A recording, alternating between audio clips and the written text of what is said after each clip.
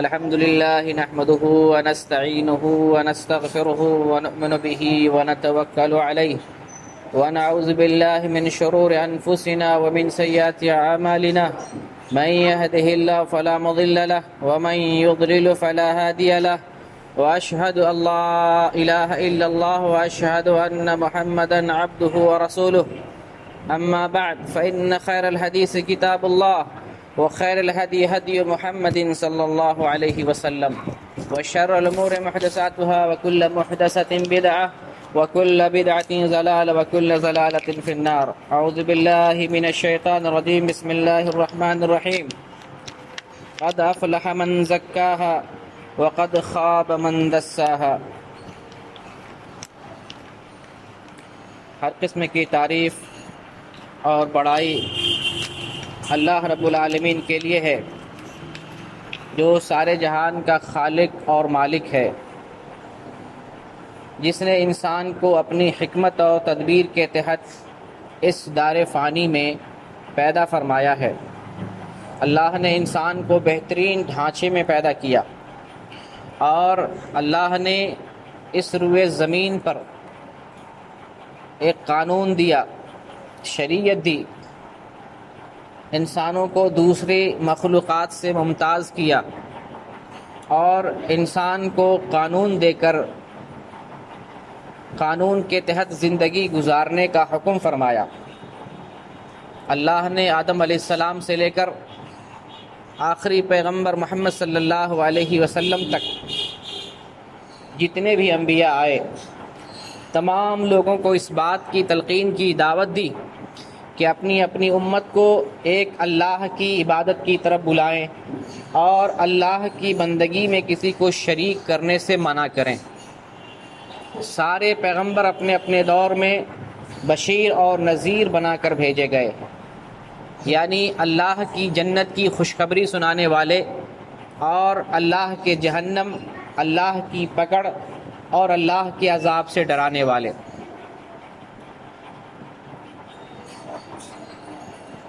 درود و سلام کا نزول ہو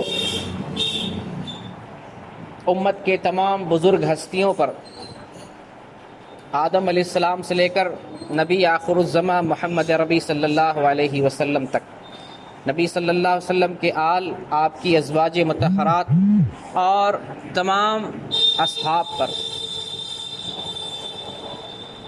اسلامی بھائیوں، ابھی رمضان رخصت ہوا، اس تعلق سے خطبہ جمعہ کا میں نے انتخاب فرمایا ہے۔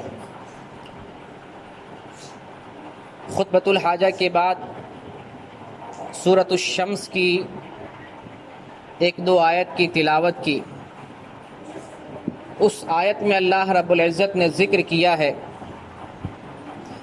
قد افلح من زکاہا، وہ شخص کامیاب ہو گیا جس نے اپنے نفس کو پاک کیا، وقد خاب من دساہا، اور جس نے اسے خاک میں ملا دیا، اپنے نفس کو مٹی میں ملا دیا، خاک میں ملا دیا، وہ ناکام اور نامراد ہوا۔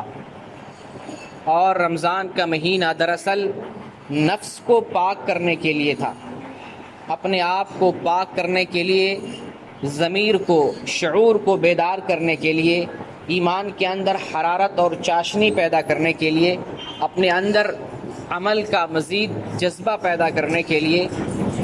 اسی سے متعلق اللہ نے ارشاد فرمایا کہ وہ آدمی کامیاب ہو گیا جس نے اپنے نفس کو پاک کیا، اور جو اپنے نفس کو پاک نہیں کیا، اپنے نفس کو ایمان کے راستے پر نہیں لگایا یا اپنے نفس کو عمل پر لگایا نہیں، دراصل اس نے اپنے آپ کو رسوا کیا اور اپنے آپ کو ناکام و نامراد کیا۔ رمضان جیسا مبارک مہینہ اللہ کی طرف سے بطور انعام و اکرام تھا۔ قلیل مدت میں ایک انسان تقویٰ کا پیکر مجسم بن کر تیار ہو جاتا ہے۔ ایک مختصر ایام کے اندر انسان کے اندر پاکیزگی پیدا ہو جاتی ہے، انسان اس مدت کے اندر پارسا، نیک اور متقی بن جاتا ہے۔ اور رمضان ایک ایسا مسئلہ ہے جو امت محمدیہ کے لیے بطور خاص بڑی عظیم چیز ہے۔ ایک مہینے کے اندر انسان اپنے آپ کو واقعی ایمان اور عمل کے لیے تیار کر لیتا ہے، مگر آج کے پرفتن دور میں رمضان گزرنے کے بعد انسان کے اندر سستی پیدا ہو جاتی ہے، انسان کے اندر رمضان جیسا جذبہ باقی نہیں رہ جاتا، جبکہ ہونا یہ چاہیے کہ ایمان پر انسان ہمیشہ گامزن رہے اور نیک کام پر انسان ہمیشہ قائم و دائم رہے۔ قرآن سے اس بات کی مثال اللہ تعالیٰ نے قرآن میں ارشاد فرمایا، ایمان پر قائم رکھنے کا ذکر فرماتے ہوئے اللہ نے فرمایا، ان الذین قالوا ربنا اللہ، بے شک وہ لوگ جنہوں نے ایمان لایا، ایمان والے لوگ، ان الذین قالوا، بے شک وہ لوگ جنہوں نے کہا، ربنا اللہ، ہمارا رب اللہ ہے، جو اللہ پر ایمان لاتا ہے، ثم استقاموا، پھر اس پر جم جاتا ہے، اسی پر قائم رہتا ہے، اسی پر اٹل رہتا ہے، تتنزل علیہم الملائکہ، تو ایسے آدمی کے لیے جو ایمان پر جم جاتا ہے، اس پر قائم رہتا ہے، اللہ کی طرف سے فرشتوں کا نزول ہوتا ہے، فرشتے رحمت لے کے آتے ہیں، دعائے خیر لے کر آتے ہیں، اس کے لیے سلامتی اور بھلائی لے کر آتے ہیں۔ تتنزل علیہم الملائکہ اللہ تخافوا ولا تحزنوا، یہ فرشتے بشارت دیتے ہیں، خبر دیتے ہیں، تم غمگین مت ہونا، تم حزن و ملال کا شکار مت ہونا، وَأَبْشِرُوا بِالْجَنَّةِ الَّتِي كُنْتُمْ تُوعَدُونَ، اور یہ فرشتے ایسے لوگوں کو جنت کی خوشخبری سناتے ہیں جس کا وعدہ کیا گیا ہے۔ یہ ان لوگوں کے لیے ہے جو ایمان پر قائم رہتے ہیں، ایمان پر ہمیشہ چلتے رہتے ہیں۔ یہ جو رمضان کا مہینہ ہم سے رخصت ہوا، اس کا مطلب نہیں کہ ہم سے ایمان رخصت ہو گیا، ہم سے عمل رخصت ہو گیا، اب ایمان چھوڑ دیں، ایمان کا تقاضا چھوڑ دیں، عمل کرنا چھوڑ دیں، ایسا نہیں ہے۔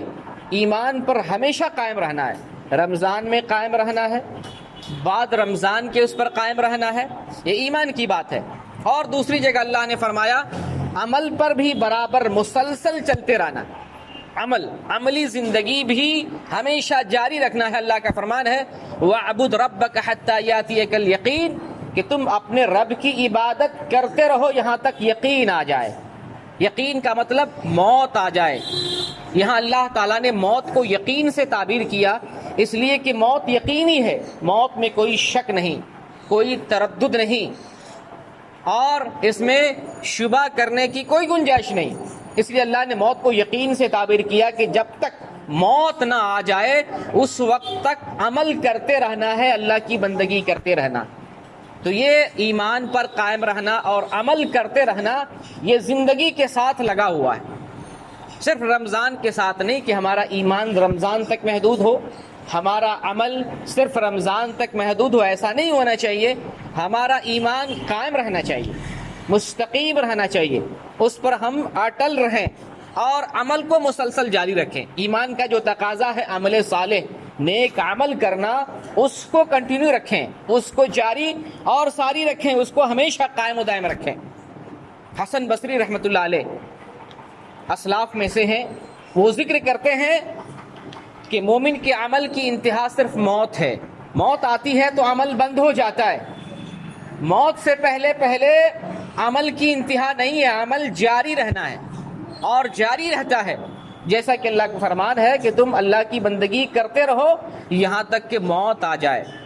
اسی قسم کی بات صحیح مسلم کی ایک روایت کے اندر نبی کریم صلی اللہ علیہ وسلم ذکر فرماتے ہیں، اذا مات الانسان انقطع عنہ عملہ، جب انسان وفات پا جاتا ہے، مر جاتا ہے، تو اس کا عمل منقطع ہو جاتا ہے، یعنی موت سے انسان کا عمل بند ہو جاتا ہے، موت سے پہلے انسان کا عمل جاری رہتا ہے، موت سے پہلے انسان کا عمل جاری ساری رہتا ہے۔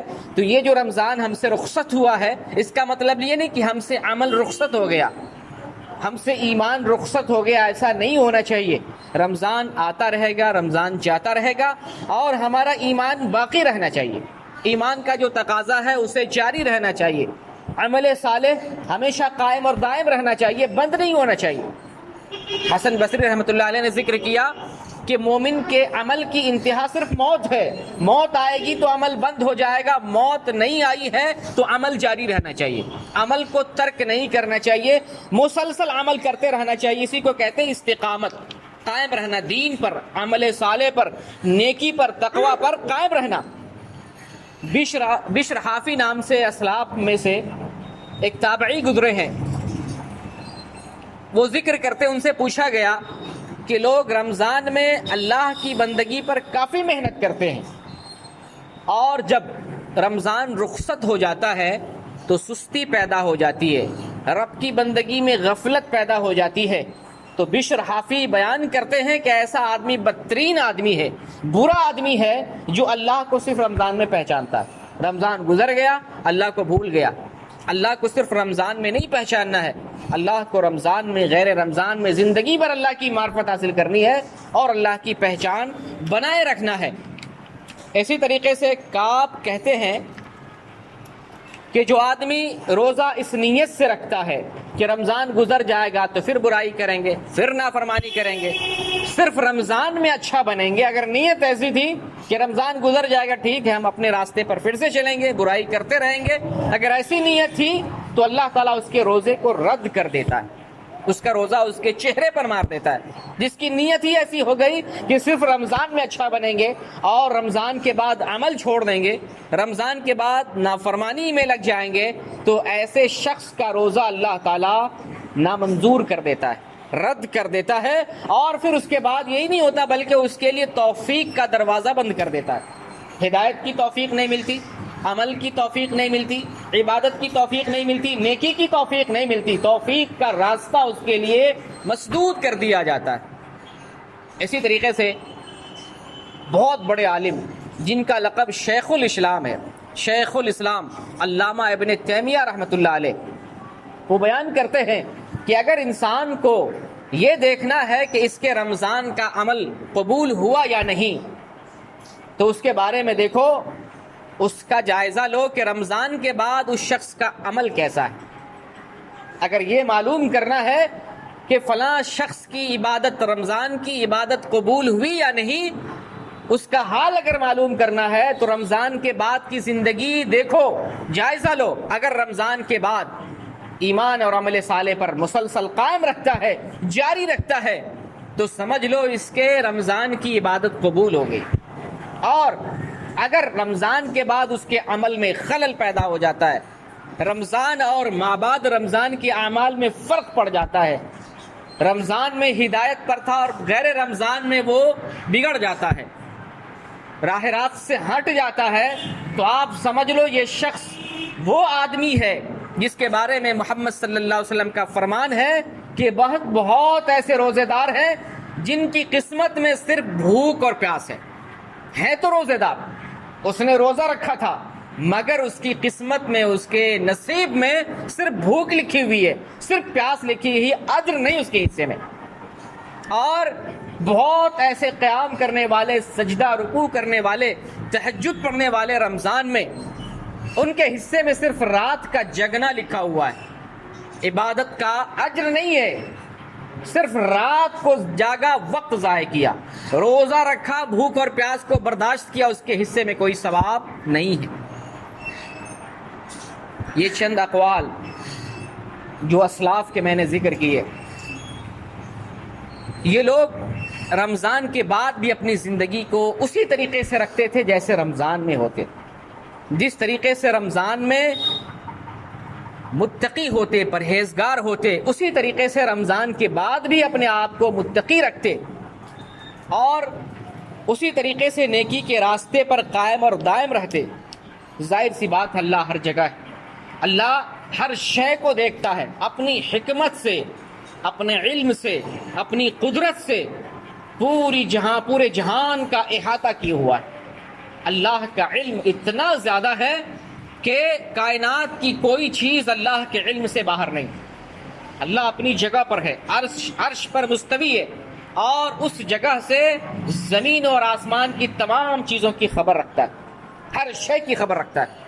جس طرح سے اللہ ہماری نگرانی رمضان میں کرتا ہے، اسی طریقے سے اللہ تعالیٰ بعد رمضان ہماری نگرانی کر رہا ہے. اسی طریقے سے اللہ تعالیٰ ہماری نگرانی کرتا ہے. ان اللہ کان علیکم رقیبا. سورہ نساء میں اللہ نے ذکر فرمایا کہ اللہ ہمارا رقیب ہے، اللہ ہمارا نگراں ہے، دیکھنے والا ہے، اللہ ہماری خبر لینے والا، ہمیشہ ہر لمحہ اللہ ہماری خبر لیتا ہے. اور ایک جگہ بڑی اہم آیت ہے قرآن کے اندر، اللہ نے ذکر فرمایا وَلَا تَكُونُوا كَالَّتِي نَقَضَتْ عَزْلَهَا مِن بَعْدِ قُوَّةٍ أَنْكَاثًا، کہ تم اس عورت کی طرح مت ہو جانا جس نے سوت کاٹا، کپڑا بنایا، سوت تیار کیا، پھر اس کو ٹکڑا ٹکڑا کر دیا. قرآن کی اس آیت سے ہمیں عبرت ملتی ہے کہ اگر ہم اعمال کو جمع کرتے ہیں پھر برف کی طرح اسے پگھلا دیتے ہیں، یا تیار شدہ کپڑے کو قینچی سے کاٹ دیتے ہیں، ٹکڑا ٹکڑا کر دیتے ہیں، تو ہمارے لیے ناکامی ہی ناکامی ہے. ایک طرف ہم نے ذخیرہ کیا، دوسری طرف ہم نے اسی ذخیرے کو ضائع اور برباد کر دیا. تو اللہ ہمارا نگراں ہے، رقیب ہے، دیکھنے والا ہے. جس طریقے سے ہم نے احساس کیا روزے کی حالت میں ہم نے بھوک برداشت کی، پیاس کو برداشت کیا، اللہ دیکھ رہا ہے، روزہ نہیں توڑنا، اسی طریقے سے ہمیں یہ ایمان رکھنا ہے اور یہ احساس کرتے رہنا ہے کہ رمضان کے بعد بھی اللہ تعالیٰ ہو بہو اسی طریقے سے ہمیں دیکھتا ہے، اسی طریقے سے ہماری خبر گیری کرتا ہے، اسی طریقے سے ہماری دیکھ ریکھ کرتا ہے. اور قرآن میں ایک جگہ اللہ تعالیٰ نے تمام مسلمانوں کو بطور خاص جو گھر کا ذمہ دار ہے، جو سرپرست ہے، جو آدمیوں کا ذمہ دار ہے، اللہ تعالیٰ نے اس کو مخاطب ہو کر فرمایا یا ایھا الذین آمنوا قوا انفسکم واہلیکم نارا وقودها الناس والحجارہ. اے ایمان والو، اللہ تعالیٰ بطور خاص ایمان والوں کو خطاب کرتا ہے، اسے حکم دیتا ہے اے ایمان والو اپنے گھر والے کو جہنم کی آگ سے بچاؤ اور خود کو بھی بچاؤ، اپنے آپ کو بچاؤ اور اپنے گھر والے کو جہنم کی آگ سے بچاؤ. یہ ذمہ داری ہر فرد بشر کی جو اپنے گھر کا ذمہ دار ہے، بستی کا ذمہ دار ہے، قوم کا ذمہ دار ہے، ملک کا سربراہ ہے، جو جہاں پر سربراہ ہے ان تمام سربراہ کی یہ ذمہ داری ہے کہ اس کے دائرے میں جتنے لوگ ہوتے ہیں، اس کی ماتحتی میں جتنے افراد ہیں، تمام لوگوں کو دین کے راستے پر لگانا، ان تمام لوگوں کو بھلائی کا حکم دینا اور برائی سے روکنا. گھر کے ذمہ دار اور سماج کے رئیس، حاکم، ملک کے ذمہ دار یا قوم اور ملت کے رہبر، ان لوگوں کی ذمہ داری ہے کہ ان کا دائرہ جتنا وسیع ہے وہ سارے لوگ اپنے ماتحت لوگوں کو نیکی کا حکم دیں اور برائی سے روکیں. بطور خاص اللہ تعالیٰ نے اس آیت میں گھر والوں کو حکم دیا کہ خود کو اور اپنے اہل خاندان کو، اپنے گھر والے کو آگ سے بچاؤ، جہنم کی لپٹ سے بچاؤ، جہنم کے عذاب سے بچاؤ، جس کے ایندھن انسان اور پتھر بننے والے ہیں. یہ انسان جس کو اللہ تعالیٰ نے اس دنیا میں بھیجا ہے، اس کے ایندھن، یہ انسان جہنم کا ایندھن بنیں گے. اللہ ان لوگوں کو جہنم میں ڈال کر سلگائے گا، آگ جلائے گا. وہاں پیٹرول اللہ نہیں ڈالے گا، وہاں اللہ تعالیٰ کوئلہ نہیں ڈالے گا، گیس نہیں ڈالے گا، انسان کو بطور ایندھن جہنم میں ڈالے گا اور انسان سے جہنم کو سلگائے گا. اللہ نے فرمایا کہ اے اپنے گھر کے ذمہ داروں، اپنے گھر کے افراد کی اصلاح کرو، خود بھی اپنی اصلاح کرو اور اپنے گھر والوں کی اصلاح کرو. قرآن کی ایک آیت مزید میں تلاوت کر رہا ہوں جس کے اندر ہمارے لیے عبرت ہے. وَيْلٌ لِّلْمُصَلِّينَ، ہلاکت اور بربادی ہے نماز پڑھنے والوں کے لیے. اس شخص کے لیے بربادی ہے جو نماز پڑھتا ہے. اب تعجب کی بات ہے، اللہ تعالیٰ بربادی کی بات اس کے لیے کر رہا ہے جو نماز پڑھتا ہے. ظاہر سی بات، سوچنے والی بات ہے، سوچنے کا مقام ہے کہ اللہ نے فرمایا بربادی ہو نماز پڑھنے والوں کے لیے. بہت ہی اہم آیت ہے، اس پر غور کرنے کی ضرورت ہے. آگے اللہ نے فرمایا الذین هم عن صلاتهم ساہون، وہ لوگ، وہ نماز پڑھنے والے جو نماز میں سستی کرتے ہیں، نماز پڑھتے ہیں، نماز قائم کرتے ہیں، پنج وقتہ نماز پڑھتے ہیں، مسجد آتے ہیں، نماز پڑھتے ہیں، یا گھر میں پڑھ لیا، سفر میں نماز قائم کرتے ہیں مگر نماز میں سستی کرتے ہیں، وقت سے نہیں آتے، تاخیر سے پڑھتے ہیں، قضا کر کے پڑھتے ہیں. ایسے لوگوں کے لیے بربادی. نماز تو پڑھتے ہیں، اللہ نے فرمایا نماز پڑھنے والوں کے لیے بربادی ہے، یعنی وہ نماز پڑھتے ہیں، نماز پڑھنے والے ہیں مگر نماز میں سستی کرتے ہیں. اب ذرا تصور کرے کہ جو نماز ہی نہیں پڑھتا، جو نماز ہی نہیں پڑھتا، اس آدمی کا کیا عالم ہوگا، اس کے لیے کون سی بربادی ہوگی. جب نماز پڑھنے والوں کے لیے بربادی کا اللہ ذکر فرماتا ہے تو جو نماز ہی قائم نہیں کرتا اس کے لیے کتنی بڑی بربادی ہوگی۔ تو یہ رمضان ہم سے رخصت ہوا، ابھی جائزہ لینے کی ضرورت ہے، ہم نے جو اعمال انجام دیے اس کی قبولیت کے لیے اللہ سے کثرت سے دعا کرنی ہے۔ ایسا نہیں ہم نے تراویح میں دعا کر لی چھٹی پا لیا، ہم نے رمضان میں دعا کر لی چھٹی پا لیا، نہیں، مسلسل دعا کرتے رہیں کہ اللہ تعالی ہماری عبادتوں کو، رمضان کی عبادتوں کو قبول فرما لے۔ مسلسل رمضان کے بعد بھی ہمارے اسلاف 6 مہینے تک رمضان کے بعد دعائیں کرتے تھے اللہ تعالیٰ سے کہ بار الہ ہماری عبادتوں کو قبول فرما لے، ہماری ان تمام عبادتوں کو جو ہم نے رمضان میں انجام دیا تھا ان ساری عبادتوں کو قبول فرما لے۔ 6 مہینے تک دعا کرتے تھے، جبکہ ہمارے یہاں یہ حال ہوتا ہے کہ ہم نے آدھی ادھوری جتنی رمضان میں دعا کر لی، سوچتے ہیں اب ہمارا پیکج ختم ہو گیا، نیٹ کی طرح جیسے 1 مہینے 2 مہینے کا پیکج ہوتا ہے، ختم ہو گیا، اب دوبارہ جو ہے وہ پیکج چلے گا نہیں۔ یہ ایمان ہمارا ہے مسلسل قائم رہنا چاہیے اور عمل ہمیشہ جاری رہنا چاہیے۔ تو رمضان کے عمل کی مقبولیت کے لیے اللہ کے حضور اسے منوانے اور اللہ کے حضور مقبول کروانے کے لیے اللہ سے مسلسل دعائیں کرتے رہنا چاہیے۔ اور جن بھائیوں سے رمضان میں غفلت ہوئی، کسی عذر کے تحت رمضان کا روزہ توڑ دیا، ایسے لوگوں کو رمضان کے بعد ان روزوں کی قضا دینی چاہیے۔ رمضان میں اگر غفلت ہوئی، سستی ہوئی تو اللہ تعالیٰ سے توبہ کرنا چاہیے، اور اگر رمضان کا روزہ جان بوجھ کر توڑا ہے یا رمضان کا روزہ رکھا ہی نہیں ہے، ایسے لوگ نہ جانے اللہ کے کس قہر، کس عذاب کے شکار ہو جائیں گے۔ رمضان کا روزہ ہر مسلمان عاقل بالغ مقیم صحت مند پر واجب ہے۔ اگر بغیر عذر کے رمضان کا روزہ چھوڑتا ہے تو پھر وہ شخص اللہ کے یہاں عذاب کا مستحق ہے، اور اگر روزے کا منکر ہے، روزہ انکار کرنے والا ہے، تو وہ شخص کافر ہے، اس میں کوئی شک نہیں۔ اسلام کے 5 ارکان ہیں، شہادتین، اللہ اور اس کے رسول کی گواہی دینا، اللہ ایک ہے اس کی گواہی، اور محمد صلی اللہ علیہ وسلم اس کے پیغمبر ہیں اس کی گواہی، یہ اسلام کا پہلا رکن ہے۔ نماز قائم کرنا اسلام کا دوسرا رکن ہے، زکوٰۃ دینا اسلام کا تیسرا رکن ہے، روزہ رکھنا اسلام کا چوتھا رکن ہے، حج کرنا اسلام کا 5واں رکن ہے۔ اگر کوئی مسلمان ان 5 ارکان میں سے ایک چیز کو بھی ترک کرتا ہے، اس کا انکار کرتا ہے، تمام علماء کا متفقہ فتویٰ ہے کہ وہ شخص اسلام سے خارج ہے، وہ شخص کافر ہے، ملت اسلامیہ سے خارج، اسلام سے اس کا کوئی ناطہ نہیں۔ یہ 5 ارکان ہیں، ان ارکان پر اسلام کی عمارت ٹکی ہوئی ہے۔ جو ان ارکان کو قائم رکھتا ہے گویا کہ اس نے ایمان کو، اسلام کو قائم رکھا ہے، اور جن نے ان میں سے ایک بھی ستون کو، ایک بھی پیلر کو، ایک بھی رکن کو ضائع کیا، اس کو چھوڑ دیا، اس کا انکار کر بیٹھا، اسلام سے وہ خارج ہو جاتا ہے۔ تو رمضان میں جو غفلتیں ہوئی، اگر ہم نے جان بوجھ کر روزہ چھوڑا، مسلسل چھوڑا، 1-2 چھوڑا یا روزہ ہی نہیں رکھا، ایسا شخص پہلی فرصت میں اللہ تعالیٰ سے توبہ کرے، سچی توبہ کرے۔ اللہ تعالیٰ توبہ سے بڑے گناہ کو معاف کر دیتا ہے، زنا کو معاف کرتا ہے، شراب کو معاف کرتا ہے، بڑی بڑی نافرمانیوں کو معاف فرماتا ہے۔ اللہ تعالیٰ نماز میں جو کوتاہی ہوئی اس کے لیے توبہ کرے، اللہ معاف کرے گا۔ ہم نے پورا رمضان کا روزہ چھوڑ دیا، اللہ سے توبہ کریں، سچے دل سے توبہ کریں، اللہ اس کو بھی معاف کر دے گا۔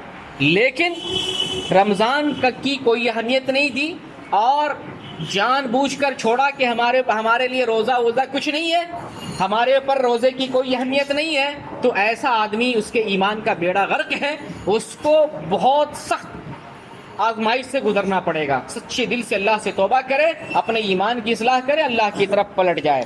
تو یہ چند باتیں تمہیدی تھی۔ اب رمضان کے بعد جو ہماری زندگی ہونی چاہیے، رمضان جس طریقے سے ہمارا گزرا ہے، اور اللہ تعالیٰ نے تقویٰ کے لیے رمضان کا روزہ فرض کیا تھا تاکہ تم متقی بن جاؤ، لعلکم تتقون، ہم نے تمہارے لیے روزہ اس لیے دیا ہے کہ تم متقی اور پرہیزگار بنو۔ اب ہم تلاش کریں کہ رمضان کے بعد ہم متقی ہیں کہ نہیں۔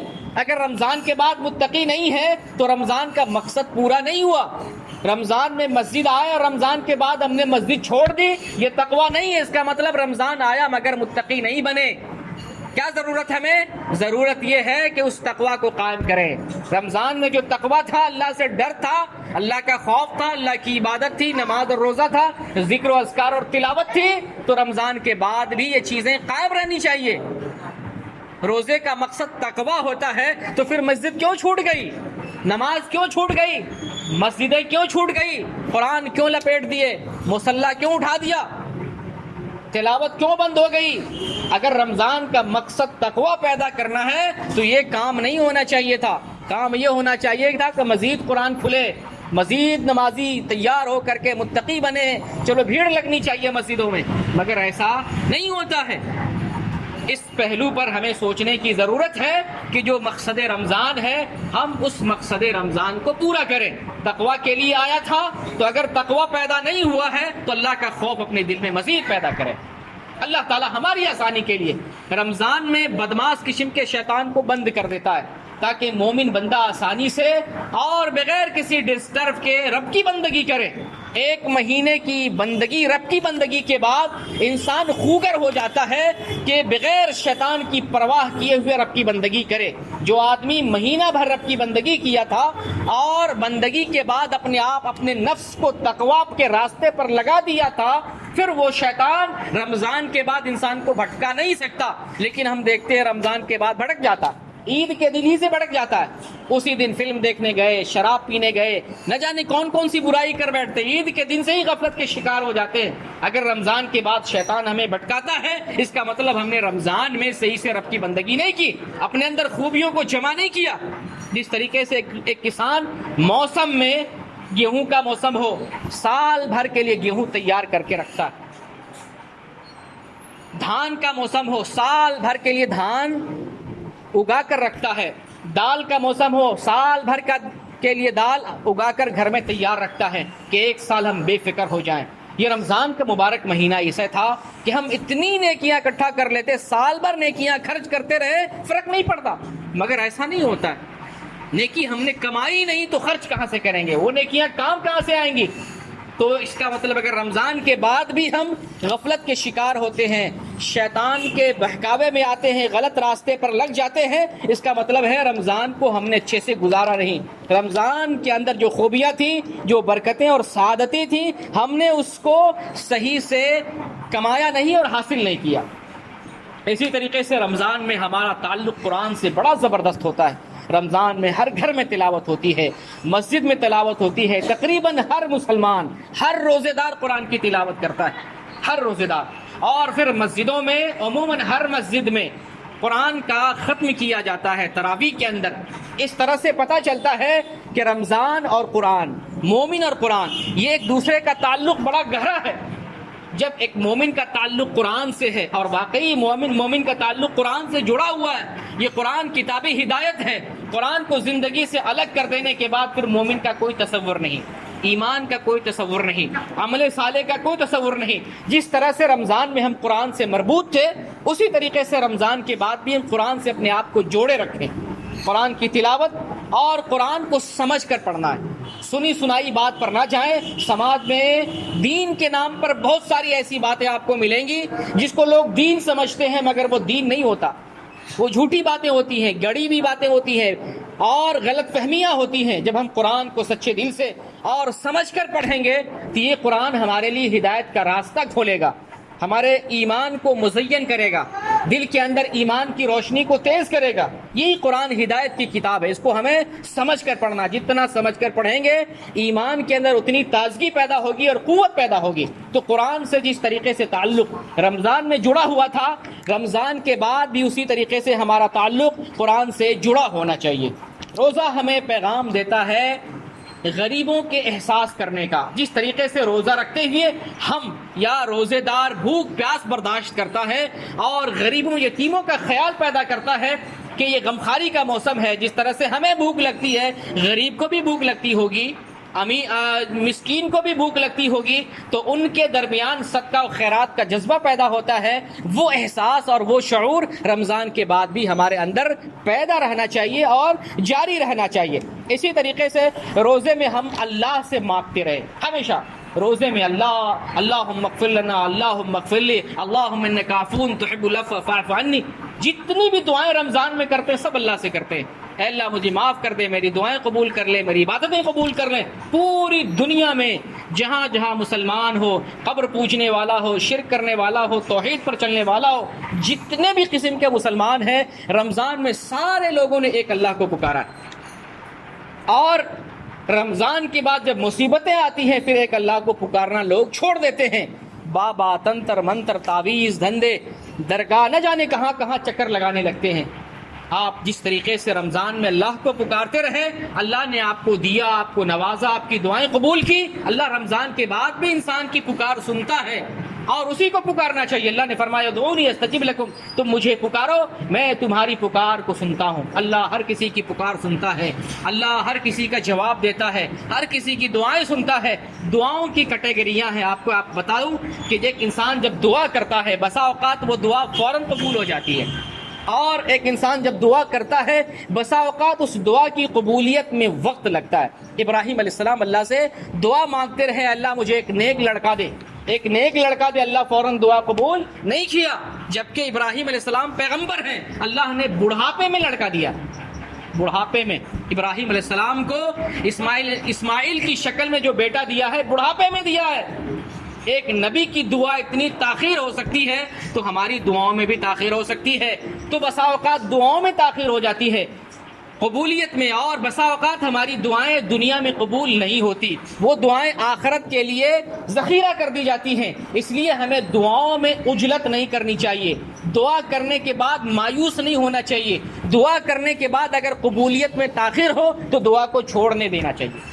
دعا کو مسلسل جاری رکھنا چاہیے. یہ مومن کا ہتھیار اور وسیلہ ہے. اللہ کو منانے کا، اللہ سے مانگنے کا اور اللہ کو خوش کرنے کا بہت بڑا وسیلہ اور ذریعہ ہے. کسی کی بھی دعا سنتا ہے. اللہ اور بندے کے درمیان کوئی پردہ نہیں. اللہ کے یہاں کوئی مالدار نہیں، کوئی پیسے والا نہیں. اللہ اپنے بندوں کی ڈائریکٹ سنتا ہے. کسی کا وسیلہ نہیں چاہیے، کوئی رشوت نہیں چاہیے، کوئی سفارش نہیں چاہیے، کوئی وسیلہ نہیں چاہیے. ڈائریکٹ اللہ سے مانگے. اللہ ہر کسی کی پکار سنتا ہے. گناہ گار اللہ کو پکارے، اللہ آپ کے گناہ کو معاف کرے گا. آپ کے دل پر زنگ لگا ہوا اللہ سے مانگے، اللہ آپ کا دل صاف کر دے گا. آپ کے پاس دولت نہیں، اللہ سے مانگے، اللہ آپ کو دولت دے گا. آپ نیکی نہیں کرتے، اللہ سے مانگے، اللہ آپ کو نیکی کی توفیق دے گا. اگر آپ کے اندر کمزوری، اللہ سے مانگے، آپ کی کمزوریوں کو دور فرمائے گا. اللہ ہر مراد پوری کرنے والا. تو اللہ تعالیٰ سے جس طریقے سے رمضان میں ہم مانگتے رہے، رمضان کے بعد بھی اللہ تعالیٰ سے اسی طرح سے مانگے. کسی کے گھر میں کسی عورت پر جنات آ جائے، ڈرنا نہیں چاہیے. یہ اللہ کی طرف سے مقدر ہے. آپ صحیح سے قرآن و حدیث کی روشنی میں اس پر دم کریں. ہم جب پریشانی میں پھنستے ہیں، نہ جانے کہاں کہاں بابا جاتے ہیں جو ایک وقت کی نماز نہیں پڑھتا ہوگا. ایک وقت کی جتنے بھی جھاڑ پھونک کرنے والے الا ماشاء اللہ، ہم سب کو نہیں کہتے ہیں الا ماشاء اللہ، وہ تعویذ کے چکر میں آپ کو کرشمہ دکھائے گا، پھول نکالے گا، خوشبو نکالے گا، کاغذ سے خوشبو آئے گی، آپ کی عقل کو حیران کر دے گا. آپ سمجھیں گے بڑا پہنچا ہوا ہے. کوئی پہنچا نہیں ہے. اللہ نے قرآن میں فرمایا ان اکرمکم عند اللہ اتقاکم، اللہ کے نزدیک سب سے عزت والا شخص وہ ہے جو اللہ سے ڈرتا ہے. اور اگر کوئی اللہ سے ڈرتا نہیں ہے تو کوئی پہنچا ہوا نہیں ہے. اللہ نے کسی کو دنیا میں وکیل نہیں بنایا، اللہ نے دنیا میں کسی کو اپنا نائب نہیں بنایا، اللہ نے دنیا میں اپنا کسی کو ایلچی اور دنیا میں کسی کو اپنا جو ہے کوئی گرو نہیں بنایا. اللہ کے نزدیک کالا گورا امیر غریب سب برابر ہے. اللہ کے دربار میں کسی میں فرق نہیں ہے. اللہ کے نزدیک اگر بڑا بننا چاہتے ہیں تو متقی اور پرہیزگار بنے. اگر گھر میں پریشانی آ جائے، جنات آئے، کچھ بھی آئے، اس سے بڑی پریشانی آ جائے، گھر میں بیٹا مر جائے، بیٹی مر جائے، گھر میں جانور مر جائے، گھر ٹوٹ جائے، نوکری چھوٹ جائے، انسان کو غم نہیں کرنا چاہیے، اللہ سے مانگنا چاہیے اور جائز طریقے سے اسباب اپنانے کی کوشش کرنی چاہیے. اللہ تعالیٰ اسباب اپنانے سے نہیں روکتا. ایک دیہاتی آیا، رسول اللہ صلی اللہ علیہ وسلم سے پوچھا اے اللہ کے رسول میرے پاس اونٹ ہے، میں اونٹ کو چھوڑ کے اللہ پر بھروسہ کروں یا اونٹ کو باندھ کے اللہ پر بھروسہ کروں؟ نبی صلی اللہ علیہ وسلم نے فرمایا اونٹ کو باندھو پھر اللہ پر بھروسہ کرو. ایسا نہیں کہ اونٹ کو چھوڑ دو چلو اللہ نگرانی کرے گا، نہیں، اونٹ کو باندھو پھر اللہ پر بھروسہ کرو. تو اس حدیث سے پتہ چلتا ہے کہ اللہ پر بھروسہ کرنا ہے اور جائز جو اسباب ہے، مثلا بیمار ہوئے، بخار لگا ہوا ہے، دعا بھی کریں اور دوا بھی کریں، علاج بھی کریں، یہ ہے جائز طریقے سے اسباب اپنانا. تو اللہ تعالیٰ سے جس طریقے سے دعائیں مانگتے رہے رمضان میں، اسی طریقے سے پریشانی کو دور کرنے کے لیے بھی صرف اللہ تعالیٰ کو پکارو. یہ پکارنا چاہیے. یہ توحید والوں کی صفت ہے، بہت بڑی صفت ہے. جبکہ شرک کرنے والے جو بدعتی اور مشرک مسلمان ہیں، شرک کرنے والے مسلمان اللہ کو چھوڑ دیتے ہیں اور قبر والوں سے مانگتے ہیں، میت سے مانگتے ہیں، مردوں سے مانگتے ہیں. جبکہ میں نے بتایا کہ انسان کو جب موت آتی ہے اس کا عمل بند ہو جاتا ہے. اس کا عمل ختم ہو جاتا ہے۔ جو آدمی قبر میں چلا گیا وہ سنے گا نہیں، وہ دیکھے گا نہیں، وہ چلے گا نہیں، وہ کھائے گا نہیں، وہ شادی نہیں کرے گا، وہ تقریر کچھ نہیں کر سکتا۔ وہ مرنے کے بعد انسان بے حس و حرکت ہو جاتا ہے۔ اگر مرنے کے بعد انسان عمل کر سکتا ہے تو مرنے کے بعد انسان کو غسل کی ضرورت ہے، دوسرا آدمی اس کو غسل نہیں دے گا، دوسرا آدمی اس کو چارپائی پر نہیں لٹھائے گا، دوسرا آدمی اس کو کفن نہیں دے گا۔ قبرستان دوسرا آدمی کون چاہے گا آدمی ہم کو غسل دے؟ دوسرا آدمی کون چاہے گا ہم کو تابوت پر لٹا کر قبرستان لے کے جائے، ہمیں قبرستان میں لٹائے، ہمارے اوپر منو مٹی ڈالے؟ کون چاہے گا؟ کوئی زندہ آدمی چاہے گا؟ مردے کے اندر کوئی طاقت نہیں ہوتی، ختم، عمل کی کیفیت ختم ہو جاتی ہے۔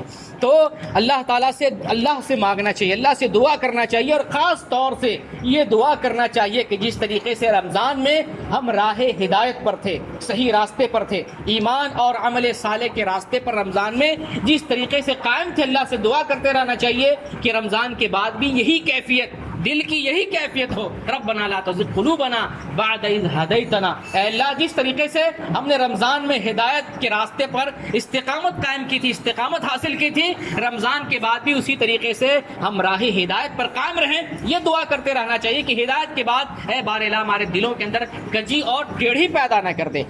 اسی طریقے سے رمضان کے بہت سارے پیغاموں میں ایک پیغام یہ بھی ہے کہ جس طریقے سے رمضان کا روزہ رکھتے تھے، اور روزے کی حالت میں صبح صادق سے لے کر غروب آفتاب تک روزے کی حالت میں ہے، اور اللہ نے منع کیا ہے روزے کی حالت میں پانی نہ پیو، کھانا نہ کھاؤ، روزہ توڑنے والی چیزوں کا استعمال نہ کرو، بیوی حلال ہے، بیوی کے پاس روزے کی حالت میں نہ جاؤ، جبکہ یہ حلال ہے، پانی پینا حلال ہے، کھانا حلال ہے، بیوی کے پاس جانا حلال ہے، مگر روزے کی حالت میں کیوں نہیں جاتے؟ چیزیں حلال ہیں مگر رمضان میں ان حلال چیزوں سے صرف اللہ کی رضا کے لیے رکتے ہیں۔ جب رمضان میں حلال چیزوں سے اللہ کے حکم پر عمل کرتے ہوئے رک جاتے ہیں تو رمضان کے بعد جن چیزوں کو اللہ نے حرام کیا ہے ان چیزوں سے کیوں نہ بچیں؟ شراب کو اللہ نے حرام کیا ہے، ہم پانی سے روزے کی حالت میں بچتے رہے جبکہ یہ حلال ہے، شراب سے رمضان کے بعد کیوں نہیں بچیں جبکہ یہ تو حرام ہے؟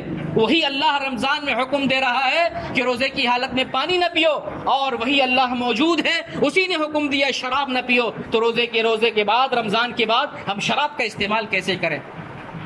بہت بڑا نقطہ ہے، سمجھنے کی ضرورت ہے کہ روزے کی حالت میں آدمی حلال چیزوں سے بھی صرف اللہ کی رضا کے لیے رکتا ہے، تو روزے کے بعد حرام چیزوں سے کیوں نہیں رکتا؟ تو روزے کے بعد، رمضان کے بعد اللہ کی حرام کردہ چیزوں سے بھی ہمیں رکنا چاہیے اور باز رہنا چاہیے۔ ایک معمولی ڈاکٹر جب ہمیں بخار لگتا ہے کہتا ہے کہ تم غسل نہیں کرنا، ایک ہفتہ غسل نہیں کرنا، صرف جو ہے دوا کھاتے رہنا۔ ایک معمولی انسان جب ہمیں اپنے جسمانی اعتبار سے کسی چیز سے روکتا ہے ہم رک جاتے ہیں، اور اللہ روکتا ہے شراب مت پیو، تم اپنے جسم کو تکلیف میں مت ڈالو، اپنے آپ کو ہلاکت میں مت ڈالو، فلاں چیز کا استعمال نہ کرو تمہارے جسم کو نقصان پہنچے گا، فلاں چیز کا استعمال نہ کرو تمہاری روح کو تکلیف پہنچے گی۔ اللہ منع کرتا ہم نہیں رکتے ہیں، دنیا کا ایک ڈاکٹر ہمیں روکتا ہے تو رک جاتے ہیں۔ معمولی بیماری میں کڈنی فیل ہو یا آنکھ میں بینائی نہیں ہو، سر میں درد ہو، جسم میں تکلیف ہو، فلاں چیز سے رک جانا، ڈاکٹر بولتا ہے، اور ڈاکٹر 5 چیز سے منع کرے ہم 10 چیز سے رک جاتے، نمک کم کھاؤ ہم بالکل ہی نہیں کھاتے۔ یہ ہے ڈاکٹر کی بات پہ انسان اتنا چلتا ہے، اور اللہ تعالیٰ نے جن چیزوں سے منع کیا ہے ان چیزوں سے انسان پرہیز نہیں کرتا۔ تو جس طریقے سے رمضان کی زندگی ہماری اچھی اور ہدایت والی زندگی تھی، تقوی والی، طہارت والی، اور اللہ سے ڈرنے والی، غریبوں کا احساس کرنے والی، غمخواری کرنے والی، بھوک اور پیاس کو روزے کی حالت میں برداشت کرنے والی، اور اسی طریقے سے قرآن سے چمٹی ہوئی زندگی ہماری تھی، رمضان کے بعد بھی ایسا ہی ہونا چاہیے کہ انسان دیکھے، پتہ چلے یہ شخص رمضان سے تیار ہو کر آیا۔ جس طرح سے ایک آدمی جماعت میں جاتا ہے، ایک آدمی کالج میں جاتا ہے، ایک آدمی مدرسے میں جاتا ہے، تیار ہو کے آتا ہے، یہ اسٹوڈنٹ بن کے آیا، یہ مولانا بن کے آیا، یہ حافظ بن کے آیا، یہ انجینئر اور ڈاکٹر بن کے آیا، ہمارے اندر بھی پتہ چلے یہ رمضان سے متقی اور پرہیزگار تیار بن کے آیا۔ رمضان کے بعد پتہ چلنا چاہیے یہ انسان قرآن کا جیتا جاگتا نمونہ ہے، قرآن جو کہتا ہے یہ شخص اسی پر عمل کر رہا ہے، قرآن جو تعلیم دیتا ہے یہ شخص اسی تعلیم کو فالو کرنے والا ہے، قرآن جس راستے پر لگا رہا ہے یہ شخص اسی راستے پہ چل رہا ہے۔ اسی کا پیکر ہونا چاہیے۔ تو جو رمضان کے جتنے پیغامات تھے ان تمام پیغامات کو رمضان کے بعد ہمیں اپنی زندگی میں رمضان کے بعد بھی لانا چاہیے۔ جو زندگی ہماری رمضان کی تھی وہی زندگی ہماری رمضان کے بعد ہونا چاہیے، کیونکہ موت سے پہلے انسان کو ایمان اور عمل کے راستے پر قائم رہنا ہے۔ جیسے کہ میں نے قرآن کی ایک آیت پیش کی کہ وہ لوگ جنہوں نے کہا ہمارا رب اللہ ہے اور اسی پر قائم رہا، اسی پر اٹل رہا، اللہ ان کے لیے فرشتوں کو نازل کرتا ہے۔ وہ فرشتے بتاتے ہیں، خبر دیتے ہیں تم غمگین مت ہونا، تم غمگین مت ہونا، حزن و ملال کا شکار مت ہونا، اور یہی فرشتے جنت کی خوشخبریاں سناتے ہیں۔ اور پھر اللہ تعالیٰ نے ایک دوسری جگہ ارشاد فرمایا کہ تم موت سے پہلے موت آنے تک رب کی بندگی کرتے رہو۔ بندگی سے مراد ہے ایمان کے راستے پر، عمل صالح پر قائم رہنا، اسی راستے پر چلتے رہنا۔ اللہ سے دعا ہے بار الہ جس طریقے سے ہمارے اندر دینی جذبہ رمضان کے اندر تھا، اللہ تعالیٰ رمضان کے بعد بھی ہمارے اندر وہی جذبہ پیدا فرما دے۔ اللہ ہمارے ایمان کی کمزوریوں کو دور فرما دے۔ اللہ تعالیٰ ہمارے رمضان کی عبادتوں کو، رمضان کی تمام جملہ نیکیوں کو قبول فرما لے۔ اللہ تعالیٰ ہماری نیکیوں کے بدلے دنیا کی پریشانیوں کو دور فرما دے اور جنت کا راستہ ہمارے لیے آسان بنا دے۔ اللہ تعالیٰ ہمارے دل کے اندر تقوی اور طہارت پیدا فرما دے۔ اللہ ہمیں نیک اور ایک بنا دے۔ اللہ ہمیں، ہمارے بچوں کو، تمام گھر والوں کو دیندار بنا دے۔ اللہ ہماری بستی کو فتنے سے محفوظ فرما دے۔ اللہ تعالیٰ ہمیں، ہمارے ایمان کو اور تمام مسلمانوں کے ایمان کو فتنے کے دور میں فتنے سے بچائے۔ آمین۔ وآخر الدعوانا ان الحمد للہ رب العالمین۔